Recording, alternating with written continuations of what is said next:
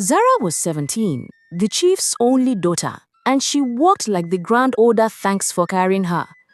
Tall, pretty, and always wrapped in fabrics that caught the light, she could have been the darling of the town. Instead, she was its thorn.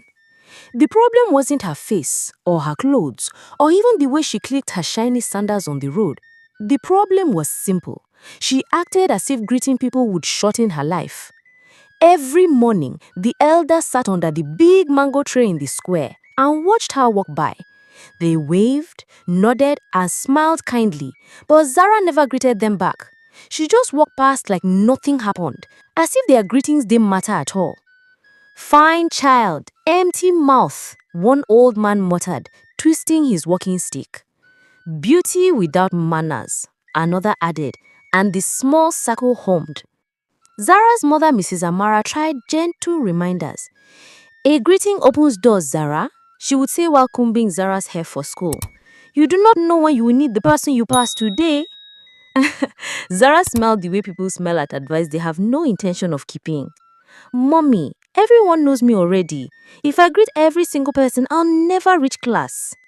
Her father, Chief Obi, kept his disapproval quieter, folded between the pages of his newspaper.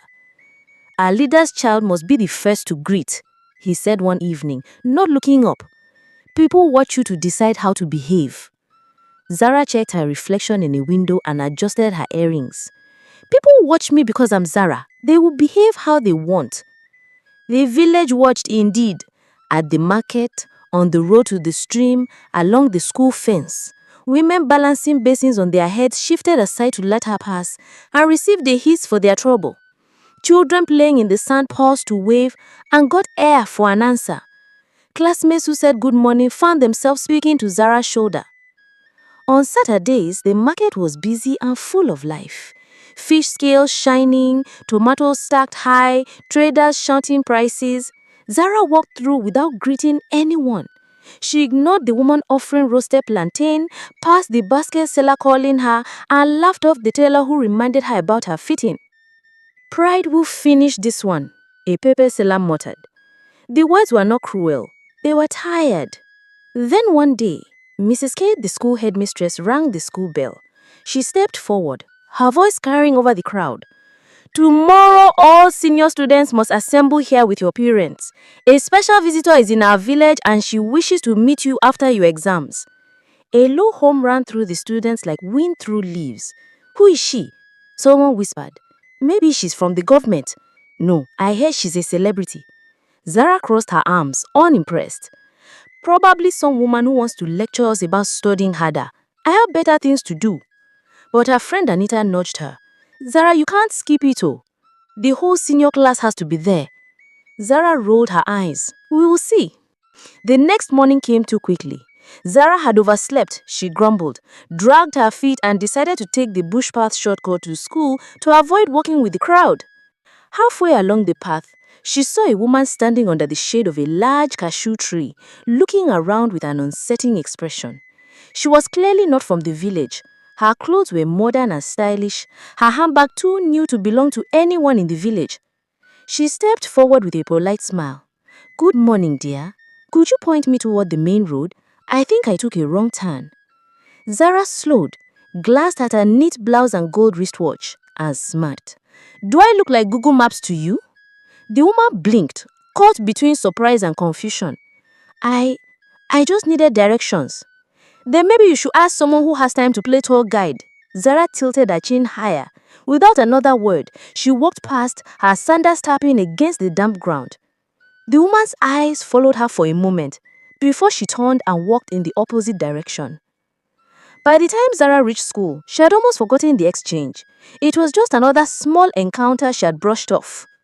That afternoon, Mrs. Kate rang the assembly bell herself, a rare thing that drew even the laziest students to attention. Parents had been called too, and they now sat at the back of the gathering murmuring among themselves. The visitor hadn't yet spoken, but she was seated at the front facing away from the students. Zara did not notice her face. She was too busy looking for her friends in the crowd. Mrs. Kate stepped forward, smiling brightly. "Our special guest will now address you." The visitor rose from her seat and turned. And Zara froze. It was the same woman from the bush path, the same one she had refused to help. The woman's gaze swept over the gathered students, pausing for just a fraction of a second when it met Zara's eyes. Then she smiled politely at the rest of the audience. Zara's heartbeat thudded in her ears.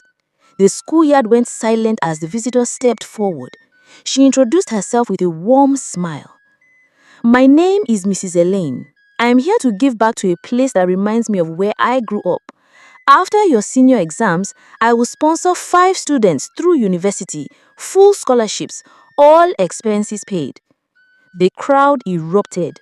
Parents whispered excitedly, students grinned at each other. A chance like this almost never came to a small village like theirs. Mrs. Elaine raised her hand to quiet them. "But I will choose carefully, not just based on grades, but on character. You never know when you might be meeting someone who can change your life." Her eyes scanned the crowd again and locked on Zara. "Stand up, please," Mrs. Elaine said. Zara's stomach dropped. Slowly she rose, trying to keep her face neutral. Mrs. Elaine's voice was calm, but every word carried. "This morning I was lost on a bush path on my way to this school. I asked this young lady for help, and she told me that she was not my Google Maps." She paused, tilting her head. "Well, dear, I am not your Google Maps either, so I will not be pointing you towards this scholarship." Gasps exploded from the students and parents. Mrs. Elaine turned back to the audience. "Character matters. The way you treat people, especially strangers, says more about you than any exam score. Remember that." She began calling names. One by one, students stepped forward to accept their scholarship letters, their parents beaming with pride. Zara stood frozen in the middle of the yard, heat burning her cheeks, every clap for someone else feeling like a slap to her own pride. The 5 names were called. Hers wasn't one of them. As the assembly ended, Zara's father walked past her without a word. Her mother sighed heavily, following him. Zara stayed rooted in place, watching Mrs. Elaine speak warmly with the chosen students. She remembered her mother's warning, "A greeting opens doors." She remembered her father's, "A leader's child must be the first to greet." And she realized too late, sometimes the door you slam shut in pride is the one you wish to walk through most. Hope you learned something today. See you in the next video.